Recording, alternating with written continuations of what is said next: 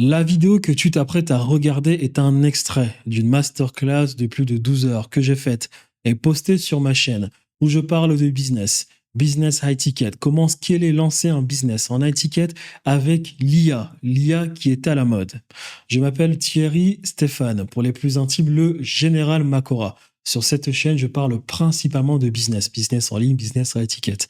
Il m'arrive de parler des fois aussi de sujets tels que l'histoire, l'économie, l'astrologie, l'astronomie, la cosmologie, la science sacrée, la philosophie, la spiritualité, car j'estime que ce sont des méthodes épistémologiques ou des disciplines scientifiques au travers desquelles il faut avoir un œil scientifique pour comprendre des mécanismes que nous pouvons ensuite implémenter dans son business. Cela fait 6 ans que je me suis lancé en e-commerce pour ensuite me rediriger vers le high ticket. Il y a à peu près 2 ans et demi, j'ai commencé dans une niche dans le photovoltaïque où j'ai réussi à avoir un pic à plus de 140 000 euros par mois sur 3 mois d'affilée. J'ai acquis une certaine expérience que je retransmets dans un programme d'accompagnement que je développe là sur cette chaîne YouTube. Et cette expérience m'a fait comprendre que lorsqu'on a un business high ticket, coaching, consulting, agence, infoprenariat, il y a toujours 5 problèmes fondamentaux qui reviennent et qu'il faut développer des mécanismes pour contrecarrer ces 5 problèmes afin d'optimiser nos chances de scaler notre business. 5 problèmes qui vont empiéter sur notre système de délivrabilité, notre système d'acquisition, notre système de qualification des leads. Il faut mettre en place des mécanismes pour contrecarrer ces 5 problèmes-là afin d'avoir le système le plus optimisé possible pour facilement transformer quelqu'un qui vient de voir nos publicités en un client de la manière la plus fluide possible. Ça, c'est ce que j'explique dans cet extrait de la masterclass, dans cette vidéo. Et de ce fait, j'espère que cette vidéo te plaira, de telle sorte qu'elle t'encourage à regarder l'entièreté de la masterclass pour plus tard. Le lien est en description de la vidéo, ou bien éventuellement directement réserver un appel avec moi pour évaluer la possibilité de travailler ensemble, toi et moi, très prochainement.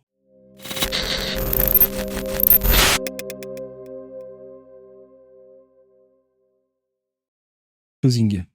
Eh bien, pour le processus d'acquisition client, lorsqu'il s'agit du coup de trouver des clients, il y a 5 problèmes que vous devez toujours garder en tête lorsque vous allez créer votre acquisition client, votre écosystème d'acquisition client, afin de savoir si vous faites actuellement les bonnes choses pour ce qui est de l'acquisition client. C'est 5 questions fondamentales que vous devez toujours garder en tête lorsque vous décidez, par exemple, de construire une acquisition client au travers d'Instagram. Lorsque vous décidez, par exemple, de construire une acquisition client au travers de LinkedIn, au travers de YouTube, de la manière lorsque vous décidez de la manière au travers de laquelle vous allez faire du coup votre marketing pour toucher bon nombre de personnes. La première question, le premier problème, la première chose à garder en tête, c'est que personne ne sait qui vous êtes. C'est-à-dire que vous ne ferez jamais assez de marketing. D'accord ? Dites-vous dans votre tête, même si vous faites 50 millions de vues, les gens ne vous connaissent pas et il n'y en a jamais assez pour ce qui est du marketing. Il y a cette phrase qu'il faut garder en tête, eh bien c'est la suivante. Il n'existe aucun business dans le monde qui fait faillite tant que ce business a des clients.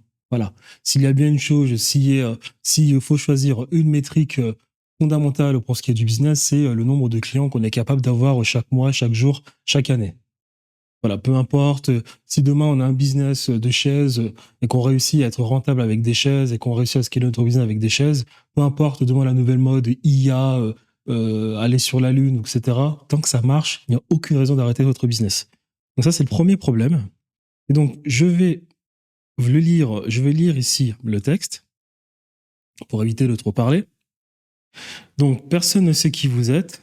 99% des entrepreneurs high ticket ont ce problème. Le meilleur produit ne battra jamais le produit le plus connu. Si les gens ne savent pas qui vous êtes, ils ne peuvent pas acheter. C'est la première étape qui précède tous les autres problèmes. Voilà, c'est un problème que j'ai, c'est un problème que bon nombre de personnes a, c'est le marketing, surtout lorsqu'on fait du high ticket, étant donné qu'on touche des personnes d'une certaine manière. Donc à ce niveau-là, il faut quand même retenir quelque chose. Et je l'ai déjà expliqué dans la vidéo, c'est qu'il y a 2 types de marketing, B2B, B2C. Lorsque vous faites du B2C, cherchez à toucher tout le monde. D'accord ? Et après, ça va filtrer lorsque vous présentez votre produit. Voilà, une marque d'e-commerce, lorsque vous souhaitez vendre un produit très low ticket, touchez le maximum de personnes. Voilà. Là, il ne faut pas regarder le pourcentage de personnes en vue de page, qui ont pris connaissance de votre business, c'est vraiment toucher le maximum de personnes pour ensuite, au moment où on fait la promotion de son business, eh bien, on a le maximum de personnes qui peuvent être intéressées. B2B, on répète, lorsqu'on vend des offres B2B, donc à des professionnels, c'est différent. On est dans un marketing de sniper. On ne regarde pas forcément le nombre de personnes qu'on a touchées. On va plutôt regarder comment on filtre au mieux les personnes avec qui on va s'entretenir. Et juste en bas, là, on va parler justement du parcours du client high ticket. Donc les conséquences, pas de vente possible, les concurrents qui génèrent plus d'attention vendent plus, même avec un produit inférieur. C'est-à-dire, voilà, comme je l'ai dit ici, le meilleur produit ne battra jamais le produit le plus connu. Donc, solution, générer de l'attention massivement via une personal brand, du contenu organique, des publicités payantes, c'est la base. Construire une audience avant de vendre. Notoriété croissante, comme résultat, les prospects viennent à vous naturellement. Ça, c'est le premier problème qu'il faut toujours garder en tête lorsqu'on fait son acquisition client. Toujours, on le garde en tête. Il n'y a jamais assez de marketing. Ensuite, là, le deuxième problème, et là, ça va, du coup, que ce soit B2B, B2C, c'est ultra important, mais surtout en B2B. Et là, justement, on va en parler tout à l'heure lorsque je parle de processus, de système, d'écosystème, de qualification des leads qui vont entrer dans notre funnel, parcours du client high ticket. Eh bien, ça, c'est le second problème le plus important. Pas assez de prospects qualifiés. Comment est-ce que je mets un écosystème en place pour avoir un eyeballs, donc une personne qui a vu notre contenu, et que ce eyeball se transforme en lead froid, donc c'est-à-dire une personne qui connaît ses KPIs, connaît ses objectifs, et est en train de travailler sur son business activement, est capable de prendre des décisions rapidement, et essaie de trouver des solutions à son business. Ça, c'est lead froid. Et commence à penser qu'on peut potentiellement lui apporter une solution. Ça, c'est lead froid. Comment est-ce que on passe ensuite de lead froid à lead tiède? C'est-à-dire que cette personne veut vraiment résoudre son problème maintenant. Elle a pris connaissance de notre business. Elle a pris connaissance de nos contenus. Elle pense qu'on peut vraiment l'aider. Elle est prête à travailler avec nous pour qu'on puisse l'aider à résoudre ce problème-là. Si l'étape-là est validée, si l'étape de lead tiède est validée, maintenant, passer à l'étape de lead qualifié. Là, c'est une personne qui valide toutes les étapes d'avant pour ensuite être nous sûrs que cette personne est décisionnaire, cette personne peut implémenter, a les moyens d'implémenter notre solution maintenant, les moyens émotionnels, financiers, organisationnels, c'est-à-dire l'écosystème, l'équipe en place, l'équipe dédiée à cette personne pour du coup implémenter notre solution et se rassurer qu'elle a du budget. Si cette étape est validée, on a une personne qui est du coup qualifiée, un lead qualifié, et à partir de là, non, chaud, un lead chaud. Et à partir de là, un petit travail de communication va se faire avec le setter pour tout simplement s'entretenir avec le personne. Le setter vérifie que toutes les étapes sont envoyées. Si c'est validé, alors le lead est qualifié. Le lead est qualifié, c'est-à-dire qu'il faut d'abord lui parler au préalable avant de vérifier qu'il est froid, tiède et chaud. C'est un eyeballs. Si c'est validé, il est qualifié, vous pouvez le prendre, on appelle vous le professionnel. Ces étapes sont ultra importantes, d'accord? Et ça, en fait, c'est l'écosystème que vous devez mettre en place. Alors, lorsqu'on dit pas assez de prospects qualifiés, vous devez mettre en place cet écosystème, que ce soit en B2B ou en B2C. Je vais vous expliquer ensuite quelles sont les choses que vous pouvez mettre en place juste en bas. Donc, pas de système pour générer, filtrer, qualifier, éduquer, convertir les leads. Impossible de convertir du trafic offrant en client. 99% des B2B n'ont aucun moyen de nurture les leads. Les leads remplissent un formulaire, mais ne va jamais plus loin. Qu'est-ce que vous faites? Vous restez bloqué de 0 à 50 000 euros par mois. Vous ne pourrez jamais atteindre 1 million d'euros par mois. Ça, c'est la conséquence. Seuls 3% des leads sont chauds. Vous ne pouvez pas vendre du high ticket à du trafic froid. Ça, c'est les conséquences. Ensuite, nous avons en solution, il faut un système automatisé qui tourne 24 heures sur 27 pour transformer le trafic froid en trafic chaud. Il nous faut des leads magnets. Il nous faut des séquences d'automatisation, email, WhatsApp, email, voilà, SMS, email, WhatsApp, mini chat aussi pour les DM sur Instagram, comme aussi des DM automatisés sur LinkedIn. Il vous faut une VSL, même si on dit que la VSL n'est plus trop à la mode, ça fonctionne encore. Une VSL, un système de webinaire, un système de nurturing grâce à une chaîne YouTube que vous allez faire tourner en automatique, des stories Instagram, car oui, On fait le nurturing sur Instagram grâce aux stories. C'est pour ça qu'Instagram reste encore peut-être le meilleur réseau social derrière YouTube pour ce qui est de préparer nos clients, préparer nos leads avant de s'entretenir avec eux en appel, parce que sur Instagram, vous avez absolument tout. Vous pouvez attirer l'attention grâce à des réels. Il y a deux types de réels à avoir, des réels qui sont vraiment optimisés pour la viralité et d'autres réels qui sont optimisés pour commencer à travailler la personne. Ces réels vont faire moins de vues. On booste les deux réels sur le Business Ad Manager pour toucher le maximum de personnes.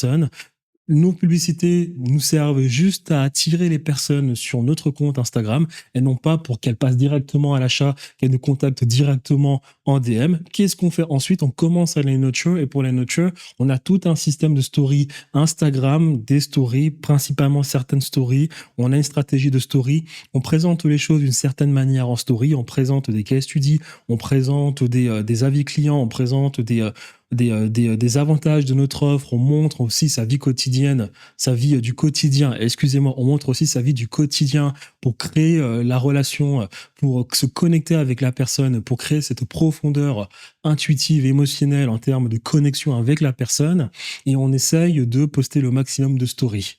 Ça, c'est ultra important parce qu'avec Instagram, vous pouvez du coup attirer la personne, nurture ces personnes, et ensuite, lorsqu'on détecte qu'il y a certaines personnes qui sont très intéressées parce qu'elles regardent toutes nos stories, on va ensuite faire du setting. On les contacte de nous-mêmes parce qu'on a remarqué que ces personnes regardent nos stories, on a remarqué que ces personnes like nos réels. On les contacte de nous-mêmes pour commencer à leur poser des questions, pour leur demander si elles ont vu nos vidéos YouTube, pour leur demander si elles ont confiance qu'on peut les aider, pour leur demander si elles nous apprécient, nous. Très important, pour leur demander si elles ont vu certains de nos mails, si ils ont déjà opt-in, s'ils sont ensuite disponibles pour réserver un appel avec nous et pour qu'on puisse s'entretenir avec elles. Donc, tout ce process sert à filtrer, qualifier, éduquer, convertir. Donc là, ensuite, le résultat, ça va être un flux constant de prospects chauds, prêts à acheter. Et donc, du coup, il est possible de scaler. Le troisième problème, c'est ensuite d'avoir une offre non irrésistible. Donc, c'est-à-dire, là, je ne vais pas me répéter, on l'a déjà expliqué comment faire une offre high ticket irrésistible. C'est tout simplement d'avoir une offre high ticket qui va nous permettre de vendre cher, mais surtout qui va être capable d'apporter des résultats instantanés aux clients, c'est-à-dire avoir un unfair advantage. Dans une seule offre pour 100% d'audience, c'est un problème. D'accord? Parce qu'en plus de cela, on fait du high ticket. Le problème du high ticket, c'est qu'on va toucher que 3% de notre audience. Que fait-on des 97% de personnes restantes? Il faut leur proposer quelque chose, d'accord? Sachant que le high ticket, c'est du done with you, un peu de done for you, mais do it yourself en high ticket, c'est chaud. Donc, pour les 97 personnes restantes, quel est le levier maximal qu'on peut avoir pour toucher ces 97% de personnes restantes? Est-ce qu'on peut faire des webinaires où des personnes payent les tickets à 40 € pour venir nous voir en physique? Est-ce qu'on peut mettre en place une formation à 1500 € et puis ensuite utiliser le système de webinaire et de challenge pour toucher ces personnes? Est-ce qu'on peut avoir une chaîne YouTube ultra bien structurée et ensuite avoir des call to action vers un produit qu'on peut acheter à 150 €, 200 €? Il faut penser à ces personnes, surtout aussi aux 17% des personnes, parce qu'en fait, votre audience va se segmenter de la manière suivante. 3% des gens qui peuvent acheter du high ticket, 3% des gens qui vont vous ramener de l'argent dans vos débuts. Ensuite, lorsque vous commencez à être connu et lorsque vous commencez à élargir votre audience, vous allez avoir 17% des gens en réalité, excusez-moi, qui rêvent d'acheter vos produits high ticket, mais qui n'ont pas forcément les moyens, mais qui ont le bon mindset.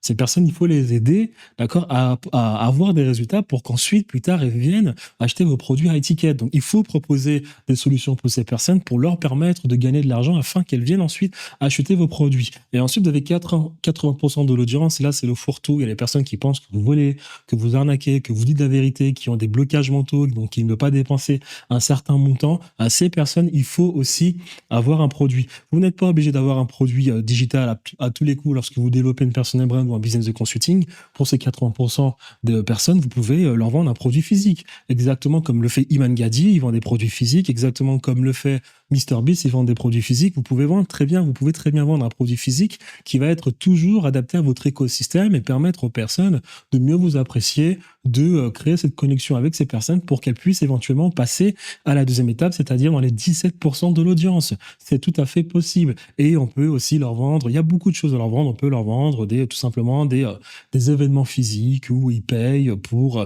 40 € la place et ils ont l'occasion de vous voir. Il faut à tout prix, en fait, monétiser d'une manière qui nous permet en tout cas de créer un lien émotionnel avec ces 80% de l'audience afin qu'elle passe à l'étape 2 commencent à nous apprécier et dépensent de l'argent. Donc le problème, vous gaspillez 97% des prospects générés, même avec le meilleur trafic et closing, ça bloquera. Argent laissé sur la table, parce que là, argent laissé sur la table, vous êtes en étiquette, vous touchez 3% des personnes. Qu'est-ce que vous faites des 97% des personnes? Donc, il faut créer plusieurs offres pour différents segments, une offre entrée de gamme, intermédiaire à étiquette. Et là, ça va vous permettre de tripler, faire x5, x10 sur votre chiffre d'affaires. Et assurez-vous de bien délier votre offre à étiquette parce qu'ensuite, vous pouvez faire du super à étiquette. Si vous avez réussi à vendre une offre à 6 000 euros, vous pouvez toujours faire du étiquette pour vendre à 10 000 euros pour aider une personne à peut-être dépasser un nouveau palier par mois ou bien à 15 000 euros pour encourager ces personnes à vous voir en physique au travers d'un mastermind. Il y a toujours un moyen d'upseller. Ensuite, le quatrième problème à retenir est important, c'est la dépendance aux recommandations. Donc là, statistiquement parlant, des personnes dépendent beaucoup de systèmes de recommandation, ils postent pas trop de contenu et puis ils délivrent un produit, ils attendent que d'autres personnes viennent grâce au bouche à oreille. C'est bien, ça vous permet d'avoir une acquisition gratuite, mais jusqu'à présent, je vous le garantis, le meilleur moyen de faire l'acquisition, c'est les ads. Les ads sont structurellement sur le long terme, toujours rentable. Des gens viennent vous voir, ils vous découvrent, vous pouvez les nurturer avec un contenu organique. Avec les ads, des gens vous découvrent, vous pouvez directement raccourcir le funnel d'acquisition et commencer à avoir des clients. Intrinsèquement parlant, les ads ne sont jamais non rentables. On peut prendre l'exemple, par exemple, de l'agence immobilière qu'on voit beaucoup sur Netflix, les Creds. Un exemple. Ces personnes, par exemple, peuvent faire une vidéo, peuvent faire une agence, peuvent faire, une émission Netflix. Avec cette émission Netflix, il y a aussi beaucoup les artistes de musique qui sont du coup dans l'entertainment qui utilisent ce modèle de divertissement. Ces personnes vont s'entretenir avec ces compagnies qui, elles, du coup, font la relationnelle avec Netflix, proposent un projet justement de faire une série sur l'argent immobilier, je ne sais pas exactement quel est le nom, et on va utiliser les creds justement pour constituer le contenant de la série. Donc, ce qui fait que les creds et l'agence qui s'occupe du truc vont dépenser beaucoup d'argent. Mais il n'y a pas de clients dans les médias. Mais ils dépensent beaucoup d'argent. Donc là, il va falloir avoir du budget pour avoir les caméras, pour voyager, pour montrer les appartements. Et là, on peut avoir claqué, intrinsèquement parlant, 5 millions d'euros. On n'est pas content dans les médias. Mais le truc, ensuite, c'est qu'il y a un impact derrière. Il y a un impact derrière parce que les gens, ensuite, vous connaissent, vous touchez le maximum de personnes. Et après, quelques mois plus tard, quand ça commence à exploser sur Netflix, parce que le problème, c'est qu'entre-temps, il y a le montage à faire. Quand ça commence à exploser sur Netflix, ensuite, vous avez les mecs qui vendent des appartements à 5 millions d'euros grâce à un réel Instagram. C'est la même chose avec le Super Bowl. Vous avez Ariana qui refuse d'être payée durant le Super Bowl, mais qui, en parallèle, elle, le lendemain matin, lorsqu'elle a fini de performer sur le Super Bowl, tous ses produits explosés. Donc, intrinsèquement, une publicité est toujours rentable parce qu'une publicité vous permet d'être vu. Et à partir du moment où vous êtes vu, vous pouvez faire de l'argent, vous pouvez monétiser maintenant ou bien pour plus tard. Intrinsèquement, la publicité, c'est toujours rentable. Si vous mettez ensuite en place les bonnes actions derrière, c'est toujours rentable. Donc, tous vos clients proviennent de recommandations de bouche à oreille, c'est le problème. Pas de contrôle sur la génération de clients, c'est le problème. Et donc, du coup, vous avez un système imprévisible. Le problème, ça va être la croissance limitée et imprévisible. Impossible de scaler votre business à un certain palier. Donc, il faut générer activement des leads via plusieurs canaux, ads, organiques, prospection, des canaux où vous avez la main mise. Vous devez contrôler votre destin. Et ensuite, le bénéfice éventuel sera la croissance prévisible et contrôlable. Et le dernier problème, c'est tout simplement le mindset de l'entrepreneur, c'est-à-dire que votre plus grand ennemi, comme ce que je vous expliquais tout à l'heure avec le problème des civilisations, votre premier ennemi, eh bien, c'est vous-même. On peut littéralement aider une personne ignorante. Les personnes ignorantes, le seul problème qu'il y a avec elles, c'est qu'elles ne sont juste pas au courant. Donc, en fait, vous pouvez résoudre le problème avec un apport d'information. Mais vous ne pouvez pas aider une personne arrogante. C'est très difficile. Personne arrogante, pour l'aider, il va falloir lui faire du rentre-dedans. Il va falloir lui faire du face-to-face. Il va peut-être falloir même l'humilier. Il va peut-être même falloir qu'à elle, cette personne arrogante, se casse la gueule une fois, deux fois, trois fois pour ensuite revenir 5 ans plus tard et se dire, bon, j'aurais dû faire profit bas. C'est le problème des personnes arrogantes. Donc, nous, faut pas qu'on soit arrogant, toujours se remettre en question, toujours essayer d'apprendre, toujours apprendre de nouvelles choses. Aujourd'hui, le monde va de plus en plus vite, l'IA va à une vitesse fulgurante, donc arrogance, croyances limitantes, manque de focus, excuses. J'ai fait ça depuis 15 ans, j'ai rien à apprendre. Dans 80% des cas, c'est de l'arrogance qui bloque. votre business, le développement de votre business. En plus de cela, la paresse, la stupidité. Ah oui, excusez-moi, quand j'ai mis paresse, stupidité, arrogance, c'est que j'ai vu une vidéo d'Andrew Tate qui expliquait que naturellement, majoritairement, il y a 3 raisons qui font que les personnes sont pauvres. C'est la stupidité, la paresse et l'arrogance. Mais que parmi ces 3 cas-là, pour 80, mais que entre ces 3 cas-là, la raison principale qui fait que les gens sont pauvres, à 90% minimum, c'est l'arrogance. Donc, ça peut, en conséquence, créer une stagnation à chaque palier de développement de votre entreprise, ce qui n'est pas une bonne chose. Donc, il nous faut une humilité absolue. Et une humilité absolue nous permet tout le temps de briser des croyances limitantes. Maintenant, on va parler du système d'acquisition, comme je vous l'ai déjà expliqué, au niveau du parcours du client étiquette. Et c'est là où, justement, je vous disais qu'au niveau du parcours client étiquette, vous avez un lit de froid. On doit être sûr que c'est d'abord l'avatar client idéal. Ça, on le fait avec tout un système de qualification de la niche. On doit être sûr qu'il a un objectif précis et qu'il connaît ses KPIs. Ce sont les mecs qui font moins de 10 000 euros par mois. Souvent, ils n'ont aucun système pour avoir leurs KPIs. Si vous voulez vendre une offre à étiquette, cherchez toujours les mecs qui font le plus d'argent. Et les mecs qui font le plus d'argent, je l'ai déjà expliqué dans la masterclass, ces personnes-là connaissent leurs KPIs. La personne connaît son problème. Son problème est sa priorité. Elle veut résoudre son problème qui l'empêche de développer son entreprise maintenant. Donc ensuite, en tiède, la personne a un intérêt pour notre solution et la personne est capable d'implémenter notre stratégie. Et si tout ceci est validé, la personne est un lead show, donc on vérifie si elle a du budget et si elle est décisionnaire. Ça, ces étapes-là, vous devez avoir un système d'acquisition qui vous permet de valider toutes ces étapes. Maintenant, comment est-ce que vous faites ? Donc, eyeballs, lead froid, lead tiède, lead chaud, lead qualifié, client. Comment est-ce que vous faites cela ? Tout ce que vous voyez là, c'est pour vous expliquer les étapes qu'il faut avoir dans votre business. Mais avant de vous expliquer cela, je vais d'abord revenir sur quelque chose d'important. Je vous ai expliqué, durant cette masterclass, qu'il y avait des croyances ou bien une compréhension fondamentale du business à avoir aujourd'hui dans la manière dont on fait du business. On a parlé d'avoir une force de production de 0. Être le plus loin possible de la chaîne de valeur ajoutée. On a parlé de utiliser la force de production des membres de notre équipe. Utiliser le maximum de leviers, c'est-à-dire le code, l'IA, l'argent, l'humain et la vidéo. Faire en sorte que nos clients nous ramènent de nouveaux clients. Exploiter les autres.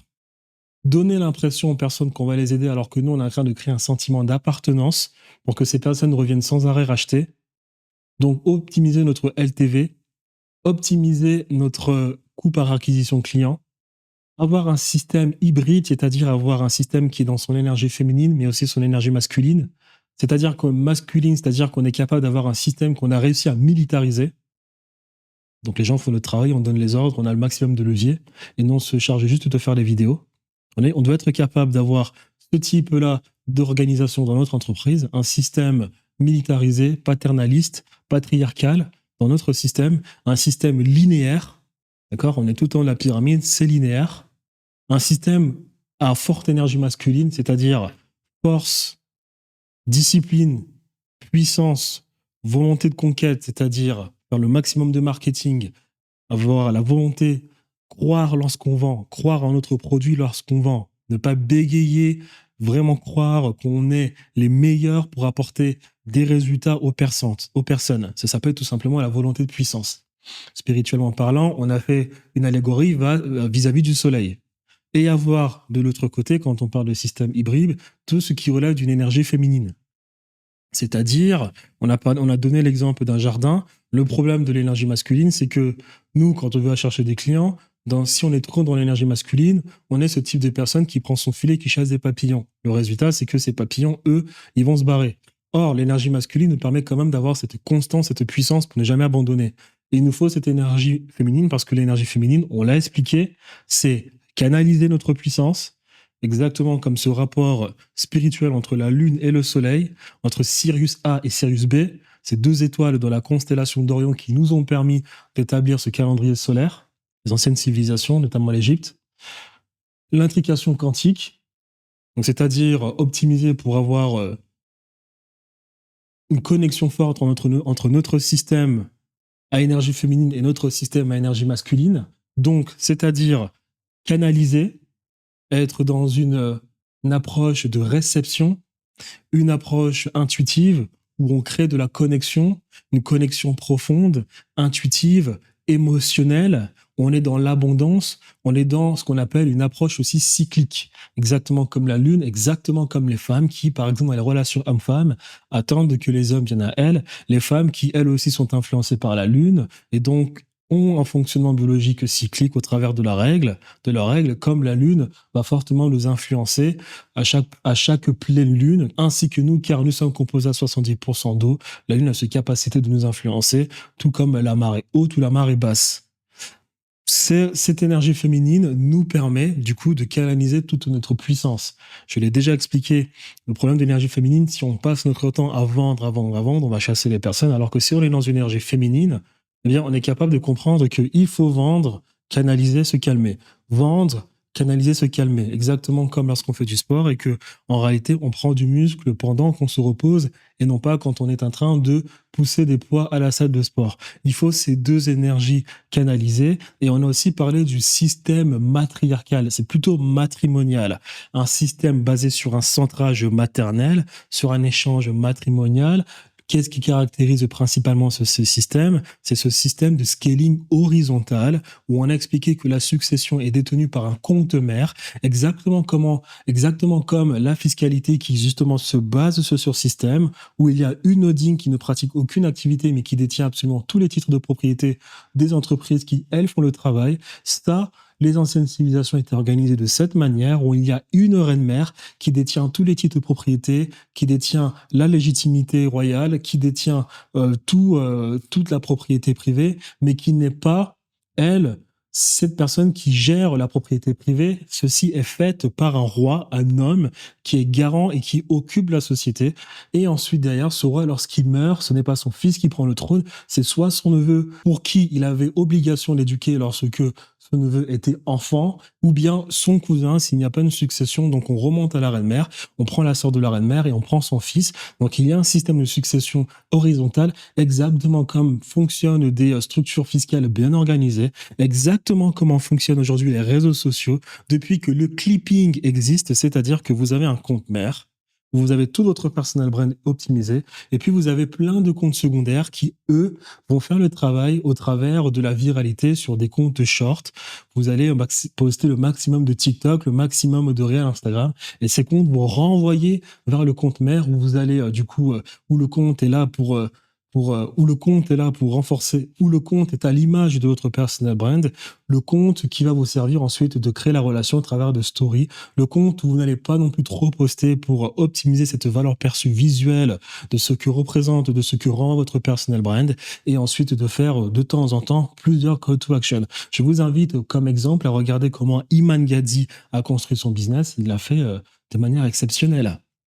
Tout ce que je viens de vous expliquer, c'est de l'énergie féminine, et cette énergie féminine doit être en équilibre avec l'énergie masculine, et donc d'avoir un système hybride, comme les plus grandes civilisations dans le temps fonctionnaient. L'Égypte, la Nubie étaient des sociétés qui étaient dans un système hybride, exactement comme Carthage.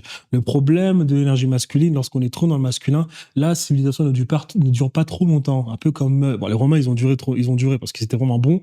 Mais les autres civilisations qui, elles, aujourd'hui, vous prenez l'Angleterre, par exemple, l'Angleterre, c'est 80 ans vraiment de pure domination. Si on prend l'Angleterre à partir, on va dire, de 1600, non, 1600, ça commençait.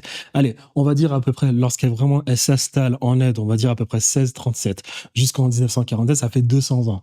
C'est exceptionnel, mais quand on compare l'Angleterre à d'autres civilisations, ces autres civilisations, qui, elles, étaient dans un système hybride, elles ont fait bien plus de 3000 ans, 4000 ans. Et la seule personne qui sort du lot, c'est Rome, qui a peut-être fait 2000 ans, si on prend en considération l'Empire byzantin. Mais en réalité, l'Empire byzantin, il n'était pas vraiment en accord avec l'Empire d'Occident. Dans l'Empire d'Occident, lui, qu'est-ce qu'il a fait? Il a fait de moins 700 ans jusqu'à 476. Donc ça fait combien de temps? Ça fait à peu près 1000 ans. Ça reste quand même exceptionnel. Mais si vous avez un système hybride, vous avez plus de chances d'être antifragile. Et vous êtes capable de jouer entre la linéarité, entre la puissance de volonté de votre business, mais aussi savoir qu'il faut reculer, savoir qu'il faut se contrôler, savoir qu'il faut canaliser, savoir qu'il faut scaler de manière antifragile, c'est-à-dire de manière horizontale, c'est une bonne chose. À cela, les concepts que je viens de vous expliquer, je vous ai surtout parlé de la force de production. Parce que ce que je vais vous montrer là, lorsque je parle du parcours du client étiquette, l'explication, la compréhension de ce parcours du client étiquette va se faire au travers de la force de production. Et pourquoi est-ce que je reviens sur la force de production? Parce que, historiquement parlant, depuis qu'il y a eu invasion, colonisation, etc., depuis, on va dire que les Sémites, donc leur civilisation avec les Arabes et les Britanniques, les Romains, on va dire, ont réussi à contrôler à peu près l'entièreté du globe dans la manière de faire. Tout le monde maintenant pense sous forme de patriarcat, alors que ça n'a pas toujours été le cas. Donc maintenant, les sociétés sont à l'image du système patriarcal pour qu'aujourd'hui, on se mette à dire que l'homme est le conquérant, il doit gérer la maison, la femme doit rester à la maison, alors que les gens n'ont jamais vécu comme ça, n'ont jamais vécu comme ça avant justement les multiples invasions des sociétés qui, elles, étaient basées sur un échange matrimonial. Ce qui fait qu'aujourd'hui, maintenant, depuis que le monde aujourd'hui fonctionne à l'image de ces sociétés qui ont pratiqué la conquête de partout, et on va surtout parler de l'Empire britannique, parce que l'Empire britannique est peut-être le top 3, le top 5 des plus grands empires, les gens maintenant sont à l'image de cette manière de réfléchir et de penser. Ce qui fait que, automatiquement parlant, économiquement parlant, la manière de faire du business est à l'image de ce système patriarcal et paternaliste. Donc, il vous suffit de voir comment ces empires, surtout l'Empire britannique et par extension l'Empire hollandais, l'Empire français, l'Empire espagnol, se sont développés à l'échelle macroscopique pour ensuite voir par extension à l'échelle alors je sais pas comment on dit, mésoscopique, puis l'échelle microscopique, voir que c'est toujours exactement la même chose, car je vous ai expliqué que spirituellement parlant, scientifiquement parlant, parce que j'ai expliqué que la spiritualité est une méthode épistémologique qui est juste antérieure à la philosophie, donc c'est-à-dire l'intelligence analytique pour ensuite l'intelligence expérimentale qui se fait au travers des mathématiques et des calculs pour ensuite aller dans la pratique, c'est-à-dire la médecine, l'architecture et tout ce qui en découle.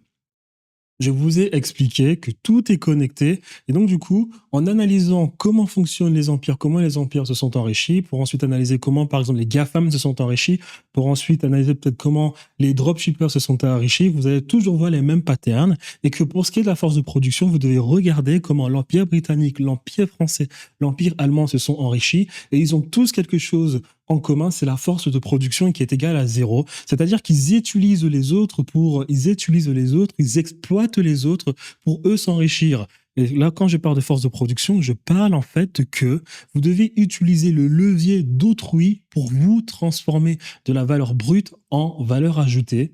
D'accord? Parce qu'il n'y a que richesse, et ceci est dit depuis le début des civilisations. C'est déjà écrit dans les maximes de sagesse des Égyptiens. Il est écrit que le seul moyen de s'enrichir, c'est de transformer le travail en valeur ajoutée et que la vraie richesse d'une nation est dans la main de l'homme et non pas dans son sous-sol. Mais c'est effectivement évident car des pays comme la Corée du Sud ont quand même réussi à augmenter le niveau de vie de leur population. Ce qui veut dire que depuis que ces systèmes paternalistes de conquête existent, ils ont, au travers de leur système mémoire, détruit des civilisations selon certains mécanismes bien précis qui leur ont permis de se développer. Et donc, parmi ces mécanismes, il y a tout simplement l'exploitation d'autrui. Et là, vous pouvez voir sur les empires que j'expliquais que cette exploitation d'autrui va se faire en utilisant la force de production des autres. Qu'est-ce que la force de production d'autrui? C'est tout simplement faire en sorte que des humains travaillent pour vous gratuitement.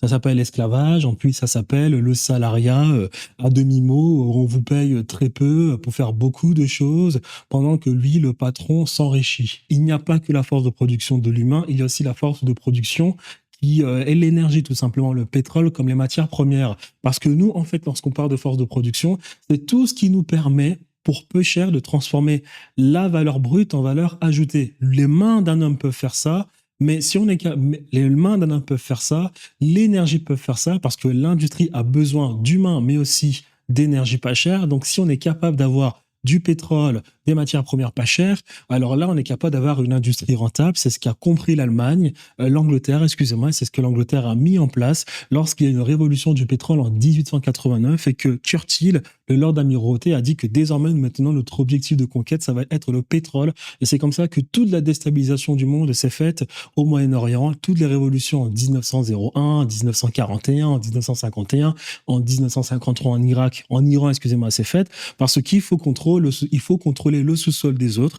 Et on connaît aussi, pour le coup, toutes les déstabilisations qui se sont faites en Amérique. Donc, tout ça nous permet, du coup, au travers de la force de production, d'accumuler du capital de manière primitive, d'optimiser nos marges. Parce que si on a des personnes qui nous permettent de transformer la valeur brute en valeur ajoutée pour, du coup, nous, sachant que cette valeur brute en valeur ajoutée, ça s'appelle le profit, eh bien, on est tout simplement riche parce qu'on est capable d'avoir des profits très élevés puisqu'on a une force de production de zéro qui, elle, nous a permis, pour le coup, d'avoir de la valeur ajoutée très élevée.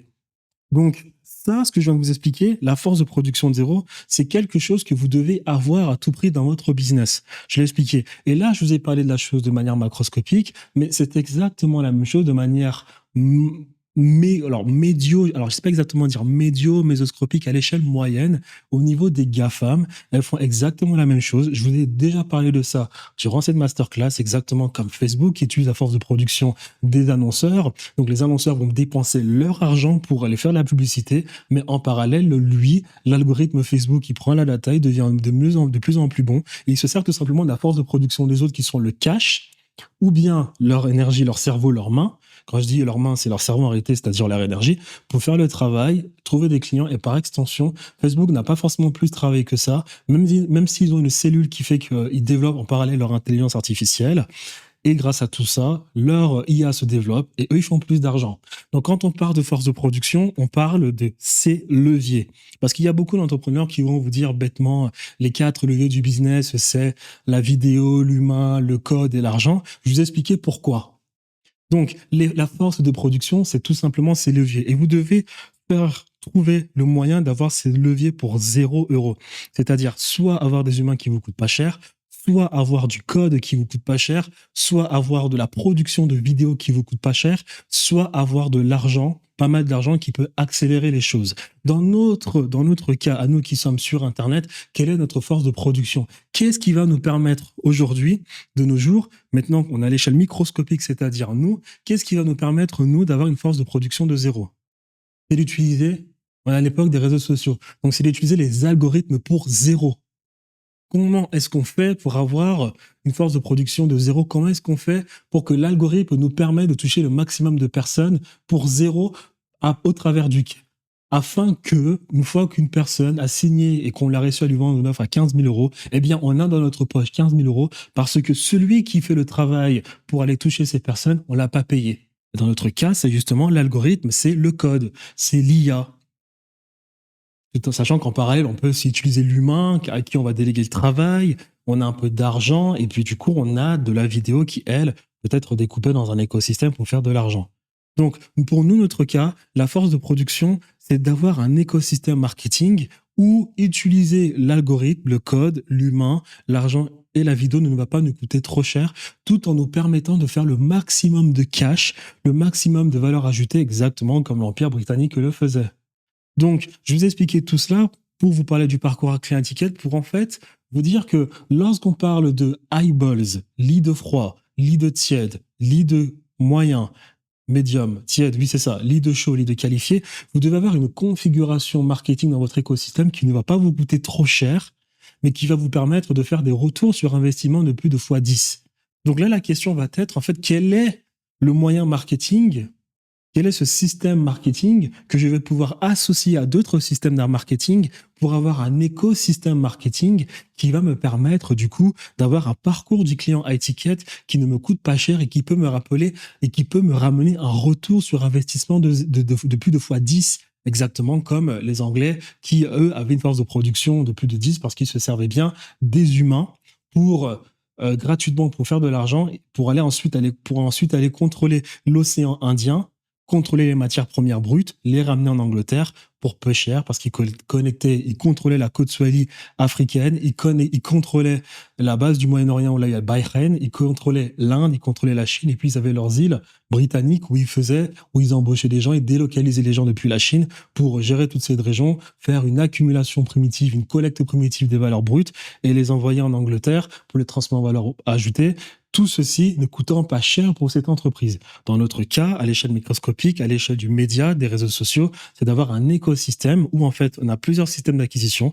Un premier système d'acquisition qui peut être Instagram, un deuxième système d'acquisition qui peut être YouTube, un troisième système d'acquisition qui peut être, je sais pas moi, envoyer pas mal d'emails, un troisième système d'acquisition qui peut être, oui, le mailing, qui peut être la création de contenu au travers de podcasts. Tout ce qui nous permet en fait de marketing. Tout ce qui nous permet en fait de faire du marketing, associer ces systèmes d'acquisition entre eux avec tous les mécanismes qui permettent de nurture les personnes, la somme fait un écosystème marketing. Il faut que cet écosystème marketing nous permette de faire de grosses marges. À l'époque, avant 2025, il existait du coup des business en ligne qu'on pouvait développer grâce à un monopole. On répète encore, le meilleur moyen de s'enrichir, c'est grâce au monopole. C'est-à-dire, si tu te rends compte que l'Angleterre, elle est en train de faire un carnage, comment est-ce que moi, dans l'Empire britannique, je fais pour m'enrichir? Ça s'appelle un bourgeois britannique, qui ensuite réussit à avoir un pouvoir politique dans la chambre des bourgs. Voilà. Nous, à notre image, ou bien, on peut même aller encore plus loin. Lorsqu'il y a un écosystème, un mec qui domine le bail, ça peut être une banque. Comment est-ce que moi, ensuite, d'ailleurs, je peux faire une révolution qui va s'appeler la révolution de l'Internet pour ensuite construire mon monopole? Et en autre échelle, nous, c'est comment est-ce que moi, je vais tirer mon épingle du jeu quand je sais qu'il existe des monopoles comme les GAFAM, comme les réseaux sociaux. Comment est-ce que je vais tirer mon épingle du jeu pour ensuite construire un business et m'enrichir? Eh bien, à ce niveau-là, avant 2025, il existait des moyens de tirer son épingle du jeu, c'est-à-dire avoir des business c'est-à-dire avoir des business qu'on pouvait développer dans ces monopoles qui s'appelaient les GAFAM et faire beaucoup d'argent. Quels étaient ces business? C'était le dropshipping, c'était le SMMA, c'était la publicité Facebook primitive. C'est-à-dire, peu importe ton business en ligne, mais la publicité Facebook, ça te coûte tellement pas cher que tu fais de l'argent et tu fais des fois 15. Donc, tous ces business-là utilisaient tous ces business-là quand ils n'étaient pas saturés. Et quand ils n'étaient pas saturés, on pouvait avoir une configuration marketing qui nous permettait de faire du x10, du x15, du x20. Par exemple, pour le dropshipping, étant donné qu'il y a un écosystème des réseaux sociaux, en 2016, 2017, 2018, 2019, on utilise le marketing des influenceurs. Ce système d'acquisition des influenceurs, on peut le coupler à du retargeting Facebook. La somme des deux nous fait un écosystème marketing. Et parce que ça marchait à l'époque, on pouvait faire du x10, du x15 en dropshipping grâce aux flux d'influenceurs. C'est exactement pareil avec le SMMA. Exactement pareil avec OnlyFans durant le Covid. Il y a eu tellement de business, en fait, où tu pouvais dans ce business développer un système marketing en connectant Instagram, la publicité Facebook avec les influenceurs Instagram, en connectant l'emailing marketing avec le retargeting Facebook pour peut-être les agences, en faisant de l'emailing marketing pour ensuite faire des upsells toujours au travers de sa liste d'emails et faire beaucoup d'argent. Il existait pas mal de business aujourd'hui, où tout simplement on pouvait développer tout un écosystème marketing et faire des retours sur investissement de 10. Eh bien, en fait, c'est ce que vous devez reproduire aujourd'hui dans votre business. Aujourd'hui, quels sont les systèmes d'acquisition qu'on peut associer entre eux pour avoir un écosystème marketing qui va nous permettre de faire des retours sur investissement de 10? Eh bien, tout à l'heure, quand je parlais plus haut de ces deux systèmes dont moi je pense sont les meilleurs, eh bien, je pense aujourd'hui qu'en Etiquette, il faut utiliser Instagram correctement, avec YouTube correctement, les associer. À cela, on va ajouter tout ce qui va être nurturing au travers de WhatsApp, des emails, d'un CRM qui fonctionne, des automatisations IA pour automatiser notre business, pour faire de la production de contenu en automatique. La somme de ceci nous fait un écosystème marketing et quand c'est bien fait, on peut avoir des retours sur investissement de 10. On peut utiliser Instagram, utiliser YouTube, utiliser cela avec des webinaires ou bien des challenges. Par la somme de tout cela, on ajoute à cela tout ce qui va être du nurturing en email, WhatsApp, SMS, et la somme de tout cet écosystème peut nous permettre de faire des retours sur investissement de 10.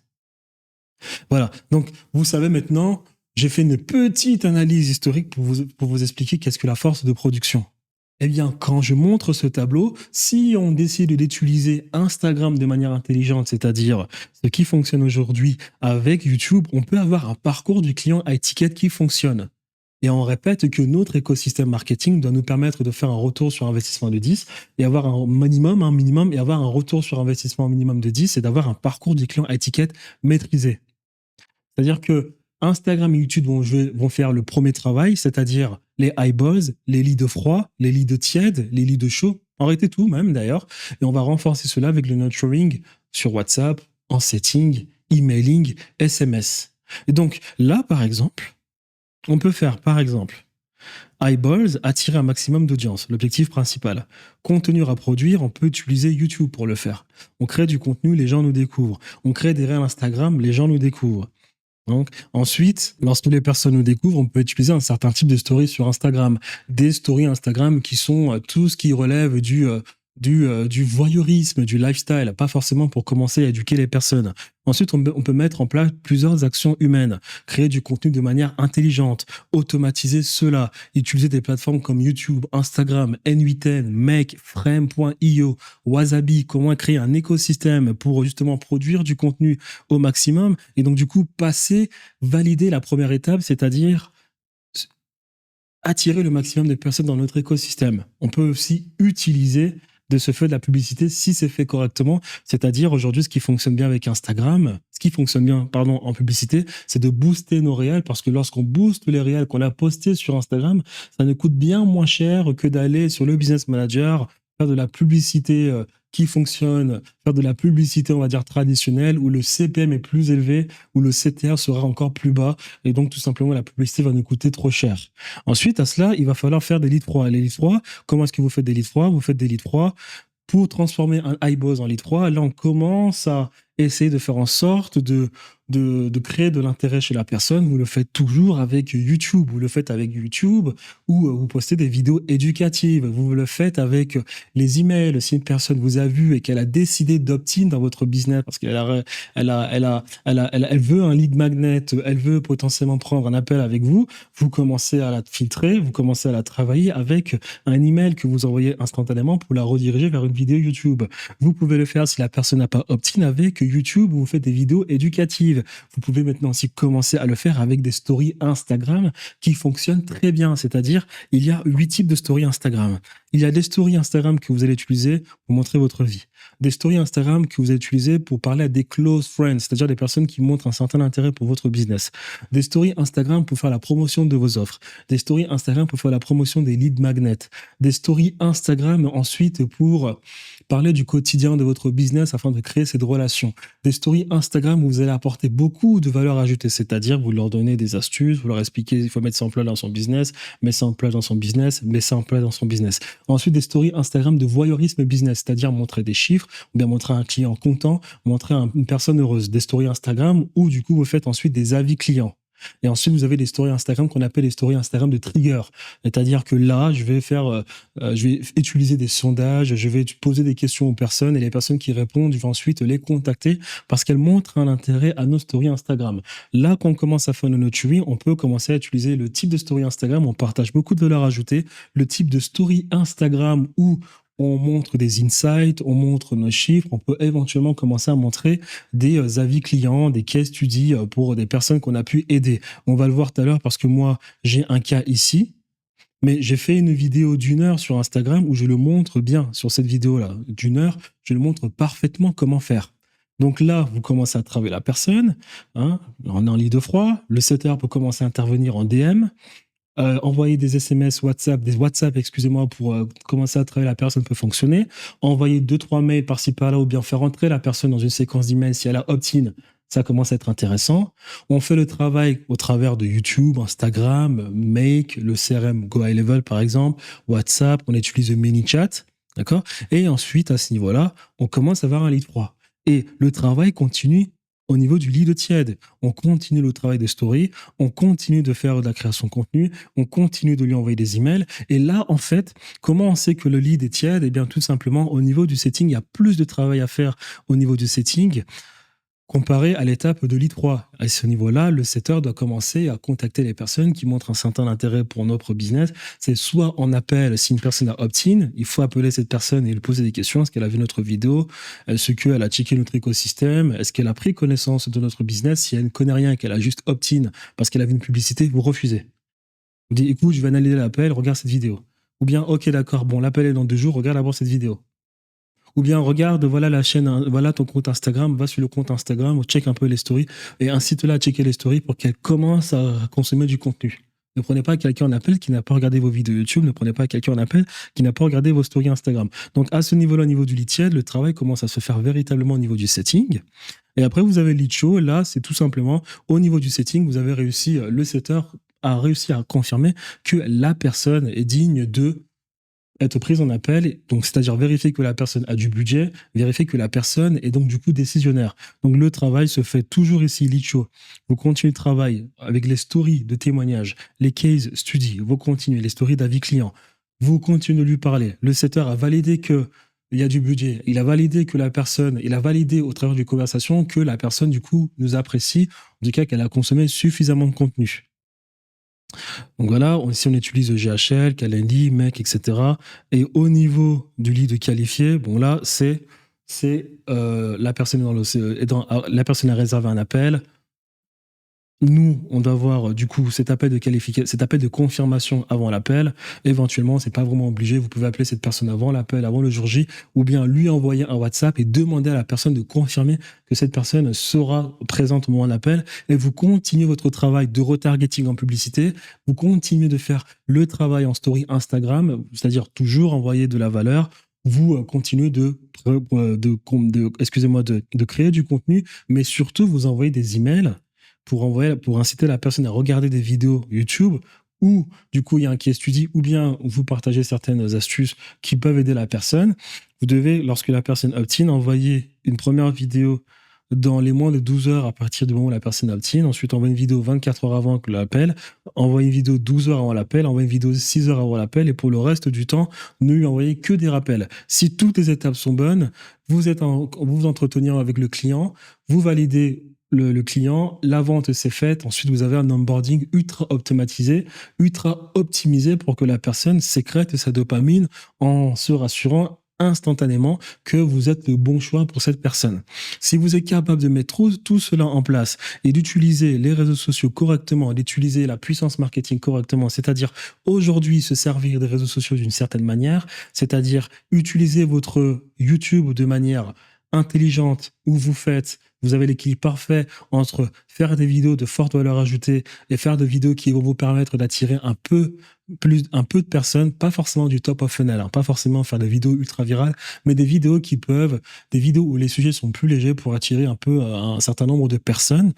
Utiliser Instagram, utiliser YouTube de cette manière-là, mais aussi utiliser Instagram, c'est très important, en arrêtant de faire des publicités directement sur la plateforme Facebook Ads, mais plutôt en faisant de la publicité depuis notre compte, car aujourd'hui, faire de la publicité depuis notre compte, que ce soit sur YouTube, sur TikTok ou Instagram, ça coûte véritablement moins cher, afin que la personne opt-in dans notre compte Instagram et que cette personne, maintenant, va du coup, commencer à s'intéresser à notre contenu en regardant nos stories. Et c'est dans nos stories qu'on fait le travail. Donc là, je l'ai mis ici en bas. J'ai mis en bas ici les automatisations qu'il faut mettre en place lorsque les personnes montrent un certain intérêt pour notre contenu, lorsque les personnes nous ont vus grâce à TikTok, Instagram, LinkedIn ou bien YouTube. Il faut une automatisation, du coup, à mettre en place lorsqu'une personne a opt-in. Comment la contacter instantanément? Une automatisation, il faut des automatisations au niveau des stories, ManyChat. C'est-à-dire, parce que là, j'ai mis story interaction, c'est-à-dire que on nurture la personne avec des stories Instagram, et puis on peut éventuellement leur demander de commenter ce tel mot. ManyChat envoie un premier message pour créer la conversation avec ces personnes, et le setter prend le relais. On peut très bien aussi attirer l'attention des gens avec des lead magnets et faire du coup des stories de lead magnets. Comment est-ce qu'on fait une story? Et je vais le montrer tout à l'heure ici avec ma story. Lorsque vous faites une story, vous faites exactement ce que vous avez appris à l'école. C'est-à-dire, vous amenez le sujet, trigger, vous amenez le sujet, vous commencez à parler du problème, vous essayez de parler d'une potentielle solution, mais vous posez véritablement le problème au sujet que vous allez aborder, pour ensuite développer sur un premier argument, donner un exemple, un deuxième argument, Donner un exemple. Un troisième argument, donner un exemple et conclure avec un call to action. Voilà ce à quoi doit ressembler toute votre création de contenu, que ce soit story, copywriting, vidéo. C'est ce que vous avez appris à l'école. Amener le sujet,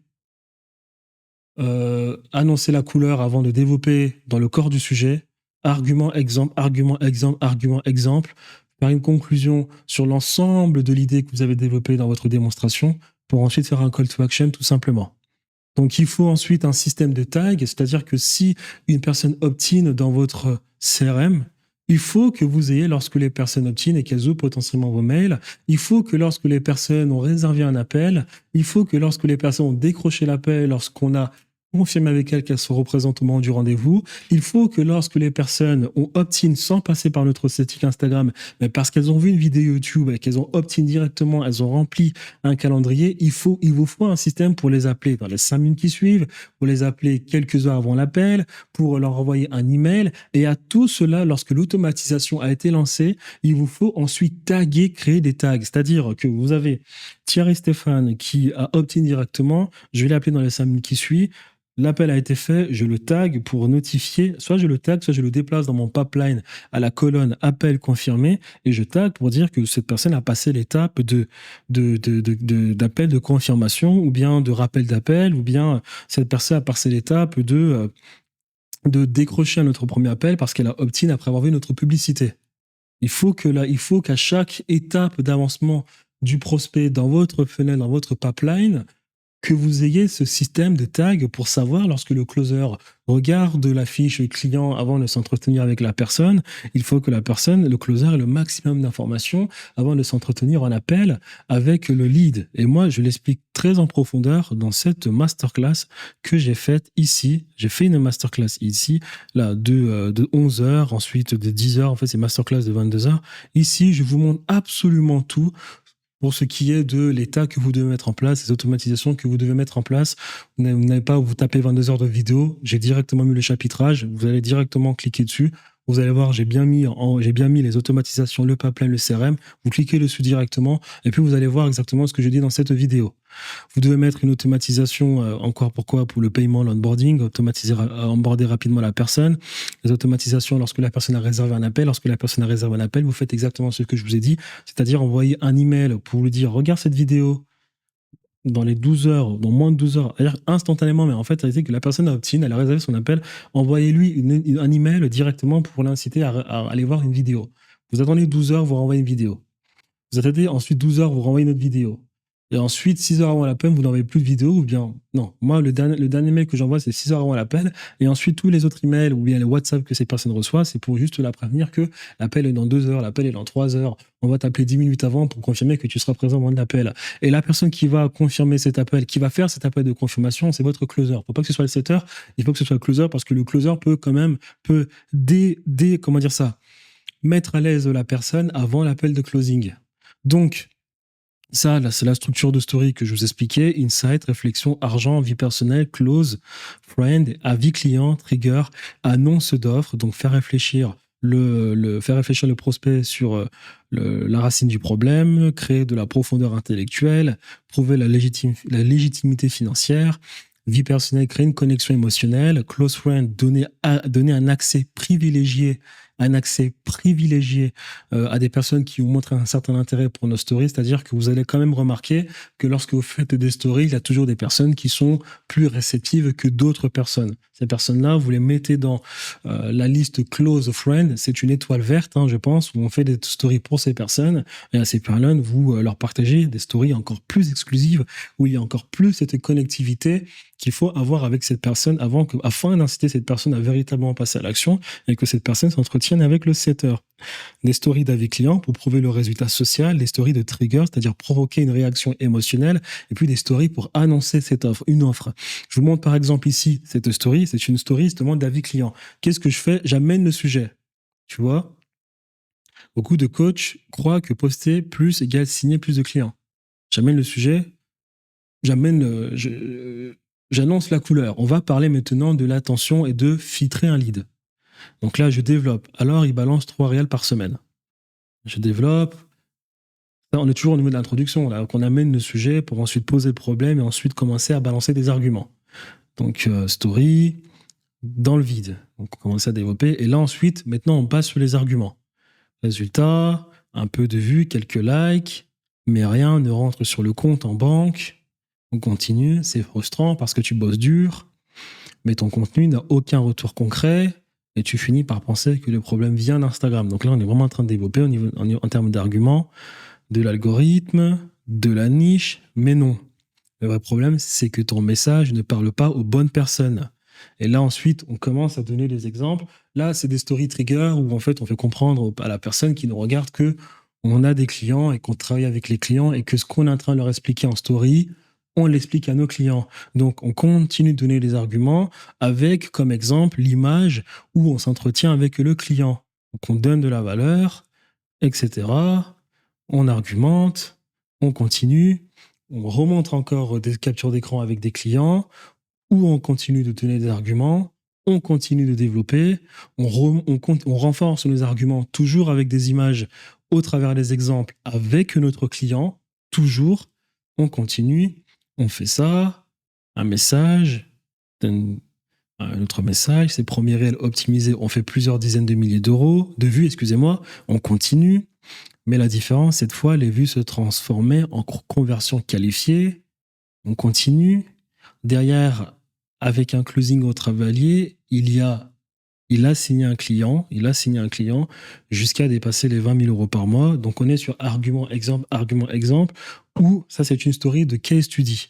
Donc, cette théorie de ce case study, j'insiste sur ce fait-là parce que les gens, en fait, qu'est-ce qu'ils font lorsqu'ils veulent montrer qu'ils ont des clients? Ils vont tout simplement poster des captures d'écran des personnes de leur programme d'accompagnement qui sont satisfaites en pensant que cela va marcher. Alors qu'en fait, ces personnes oublient tout simplement que vos potentiels clients n'ont absolument pas les mêmes problèmes. Donc, si vous ne mettez pas, si vous ne contextualisez pas, si vous ne mettez pas en situation tout l'argumentaire que vous voulez démontrer aux personnes qui peuvent vous entretenir avec vous, ces personnes n'ont absolument rien à foutre de vos avis clients. Donc, lorsque vous avez des avis clients, lorsque vous voulez montrer que ça fonctionne, que vous avez des clients, que vous avez aidé vos clients, il faut toujours contextualiser exactement comme j'ai contextualisé et respecter la frame, amener le sujet, poser le problème, annoncer la couleur, argument, exemple, argument, exemple. Les exemples, ça peut être des photos comme du texte, argument, exemple, argument, exemple, argument, exemple, faire une analyse, faire une sorte de syncrétisme argumentaire, faire une analyse totale, un résumé de tout ce qu'on a dit pour ensuite faire un call to action. Le call to action ne doit pas être tous les jours commente le mot blablabli blablabla parce que les gens commencent à comprendre le jeu, donc les gens peuvent se s'user plus rapidement. Ce que vous pouvez faire, c'est des call to action indirects, c'est-à-dire que vous avez fini de développer, vous allez ensuite en call to action leur poser une question en lui posant, c'est-à-dire par exemple, là je suis en train de développer et à la fin je vais leur dire et vous qu'est-ce que vous en pensez? Et soit vous mettez, vous savez, ce carré où la personne peut réécrire, soit vous leur mettez une question à choix double, c'est-à-dire la réponse 1 ou la réponse 2. Les personnes qui vont répondre à la question, qui est une forme de call to action indirect, votre setter, lui, ensuite, va aller contacter la personne et ensuite lui dire hey, je vois que tu as montré un certain intérêt pour la story, que tu as lu la story, alors dis-moi en plus, je vois que tu as commenté ceci, vous créez la conversation et le setter commence à checker. Est-ce que cette personne a vu cette vidéo YouTube? Est-ce qu'il faudrait peut-être pas lui envoyer cette vidéo YouTube? Est-ce que cette personne regarde nos stories depuis bon nombre de temps? Ah, elle a opt-in, d'accord. Donc, si tu as opt-in, est-ce qu'on t'a envoyé normalement cette vidéo? Est-ce que tu l'as checké? Non, pas vraiment. Ah. Donc là, cette heure, il doit commencer à notifier que la personne n'a pas checké la vidéo. Il va checker le nom de la personne. Si ça en vaut la peine, si c'est vraiment une personne qui est encore au tout début du bail, pas la peine d'aller dans le CRM, notifier le truc. Mais si la personne a déjà montré un certain intérêt, mais pas totalement, le setter peut commencer déjà à aller checker le CRM, au niveau du CRM, commencer à voir, checker le nom de la personne et ensuite voir comment on peut ajouter toutes les notes à ajouter au niveau du setting. Donc, tu as reçu ce mail-là, tu as checké, ouais, j'ai vu la vidéo, j'ai beaucoup aimé, ok, super cool, nickel. Donc, du coup, qu'est-ce que tu penses de la vidéo, qu'est-ce que tu penses de Thierry, etc. Il faut que la personne, en fait, te dise que pas forcément Thierry a une connaissance du sujet ou bien qu'il est compétent, mais qu'il te dise, bah écoute, j'aime bien le personnage.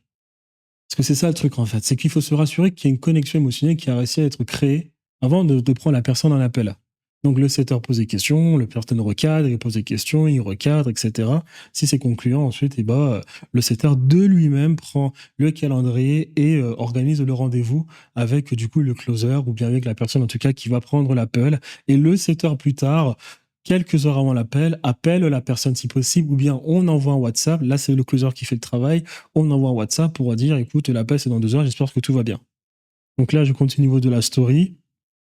Donc, on a développé argument. Argument, là, je passe. Ensuite, j'ai montré mon client. Ensuite, là, je montre du coup, mon compte YouTube parce que je veux amener la personne à du coup davantage s'éduquer avec une vidéo YouTube. Et en faisant ça, si ça fonctionne, il n'y a pas tout le monde. C'est-à-dire que là, vous demandez à la personne de sortir de la plateforme. Les personnes les plus intéressées, justement, vont aller sur YouTube. Et là, en fait, on est à l'étape de lead show parce que la personne va aller sur YouTube, elle va aller se documenter. Et lorsque la personne revient, d'accord? Si la personne, en tout cas, la personne est vraiment intéressée, elle a vu la vidéo, elle revient, la personne, ensuite, vous pouvez la contacter. Comment est-ce que vous faites? Si vous avez fait ces stories à 10 heures, disons, la personne allait sur YouTube. Elle allait checker la vidéo. Vous revenez quelques heures après. Les quelques heures après, vous allez checker les personnes qui, elles, ont montré un intérêt pour la story. Donc, c'est-à-dire qu'ils sont allés à la fin de la story. Vous checkez les noms. Et vous contactez ces personnes. Vous checkez les personnes qui, si vous avez fait un call to action avec une question, un sondage, tout en envoyant une personne vers YouTube, vous checkez les noms. Le setter contacte ces personnes. Et on leur pose la question, est-ce que tu as checké la vidéo? Parce que oui, si la personne a checké la vidéo, c'est-à-dire que la personne consomme notre contenu. Donc, elle avance petit à petit dans ce qu'on appelle le système de parcours du client à étiquette. Elle montre l'intérêt. Donc, c'est pour ça qu'il faut faire des stories où vous faites des call to action pour poser des questions et les contacter, des stories où vous renvoyez vers la chaîne YouTube, parce que nous, on se sert de l'écosystème YouTube, Instagram, on se sert des deux. Et à partir de là, on est capable de voir au travers du setting si la personne a vu la vidéo YouTube, si la personne a vu nos stories, si la personne a checké ses vidéos parce qu'elle nous a dit qu'elle a opt-in, ou bien elle a opt-in parce qu'elle a opt-in pour entrer dans notre newsletter, ou bien elle a opt-in pour directement réserver un appel. Cette personne, elle, derrière, elle a reçu notre WhatsApp. Et à partir de notre WhatsApp, on sait, nous, quelle vidéo on a envoyée. On pose la question à la personne, est-ce que tu as vu cette vidéo? Oh, c'est bien. Qu'est-ce que tu as pensé de Thierry? Est-ce que tu as compris ce que Thierry a dit? Il faut poser toutes ces questions en setting. Le setter doit se rassurer que le travail de connexion s'est fait, que la personne est du coup convaincue qu'on peut aider cette personne du coup.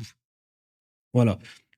Donc là, ça se termine, ça pourrait clairement t'aider.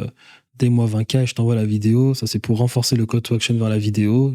Et là, on renvoie encore à un autre avis client. Voilà, j'en ai renvoyé 3 là.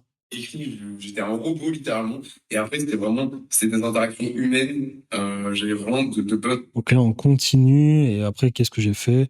Je pense que j'ai renforcé encore avec la vidéo pour rappeler les personnes que je les incite à regarder la vidéo.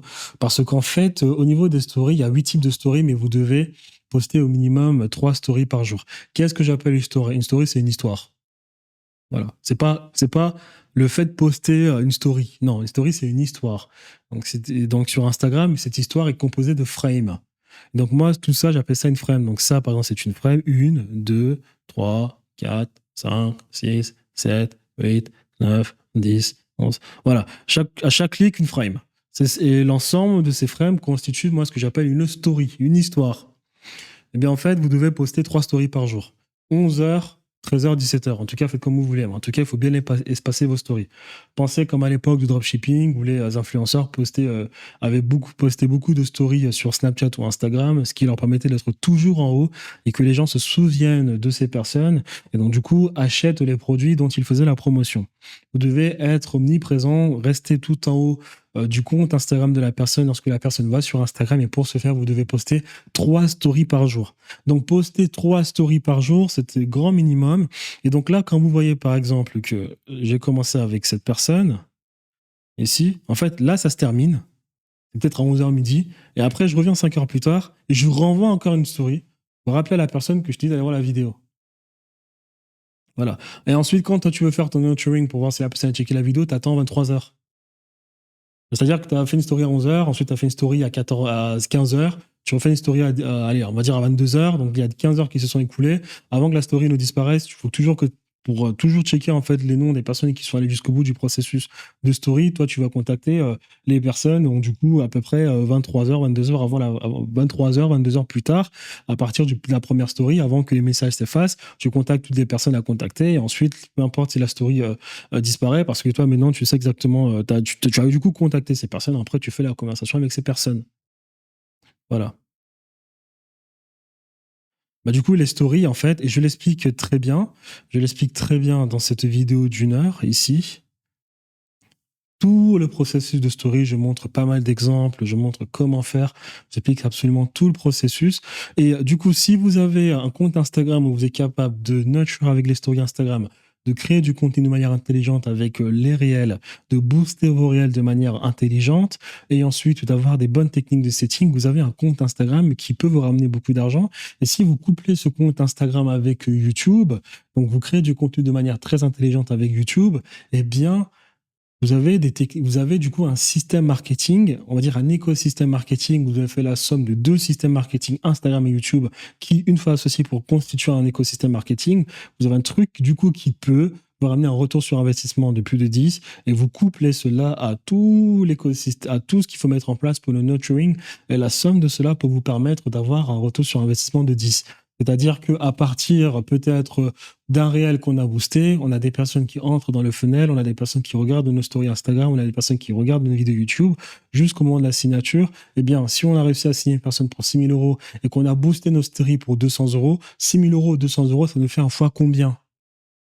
Il n'y a pas que cette méthode, il y a aussi les méthodes avec les webinaires, les méthodes avec les challenges, mais ça, c'est des méthodes cycliques que je vais montrer juste en bas de la vidéo. Et donc là, je mets les KPIs à avoir lorsque vous avez un système marketing important. Important d'avoir un opt-in de 8 à 12%. Et encore, pour moi, c'est 25%, mais j'ai été très conservateur. Ensuite, show up à peu près entre 70 et 90%. Je m'explique. Lorsque vous faites de la publicité, le show up il va être de 70% parce que vous touchez trop de personnes.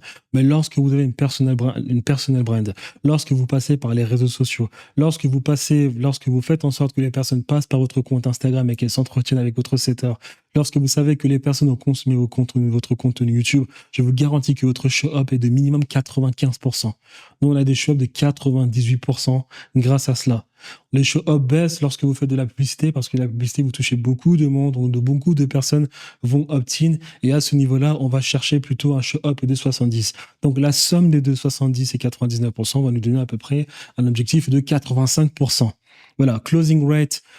Normalement, si vous avez un système qui se base principalement sur la publicité sans passer par une personal brand, il faut chercher les 25-30%. Si vous avez une personal brand, ça va se booster automatiquement. Une personal brand booste absolument toutes les métriques de notre business. Il y a des mecs qui ont des personal brands qui ont carrément des taux de closing de plus de 55%. Donc, nous, notre objectif, c'est de chercher 25 à 40%. Le nurturing, c'est pareil. Lorsqu'on a mis de l'argent dans la machine, on a boosté un réel, il faut qu'on ait des séquences sur 11 jours.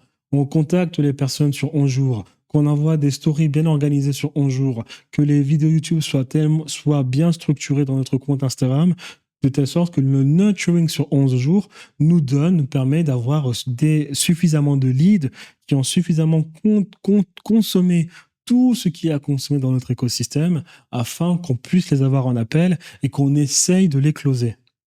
L'onboarding, c'est moins de 15 minutes, comme je l'ai dit. Automatisation onboarding, je l'ai déjà expliqué lorsque j'ai donné les exemples d'offres étiquettes où je vous ai parlé de mon onboarding. L'onboarding, vous devez vous débrouiller à ce que la personne reçoive absolument tout ce qu'il y a à recevoir de plus important en moins de 15 minutes. Et la satisfaction client, bien évidemment, là, il faut que ce soit au maximum de capacité, 95%. Alors là, moi, j'ai mis les métriques les plus importantes à mettre à ce niveau-là. Mais bien évidemment qu'il y a bien plus de métriques à mettre en considération. Là, vous pouvez demander à Claude ou bien vous réservez un appel avec moi, on travaille ensemble et moi, je vais vous montrer toutes les métriques qui sont extrêmement importantes à mettre en place, des métriques que vous